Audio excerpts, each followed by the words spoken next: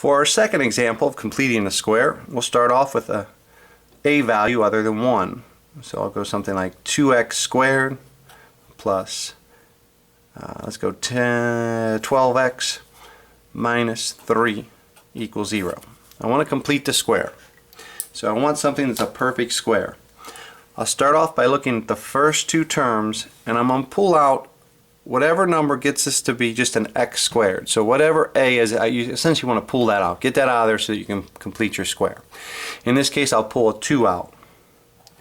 As I pull a 2 out, this leaves me with x squared, middle term, the b term, becomes 6x, because when you take 2 from 12, you're left with 6. And then this is going to be an empty spot where you're going to complete the square. You're going to fill this value in. That minus 3 comes to the outside of your brackets. And we're going to just pretty much set up a pattern here. As I look at this middle term, I want to cut it in half. Half of 6 is 3.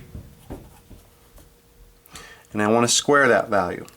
I square 3, I get 9. So I'm going to add 9 here. Now, unlike the first example, when I add 9, I didn't truly add 9 to the problem. I added 18 because of this scalar, this multiplier here. 2 times 9 is 18. So when I balance this, I have to subtract 18 from the same side. See, 2 times 9 was plus 18. So balancing it, I have to subtract 18. And then the next step is to factor this down.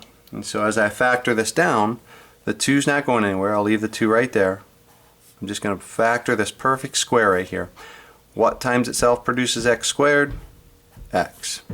What times itself produces 9? Either positive or negative 3. I'm going to go with the positive 3 because that matches the sign, and that's why I'm right half the value right there. So I go plus 3, quantity squared. Negative 3, negative 18 is negative 21. So there, I've just completed the square.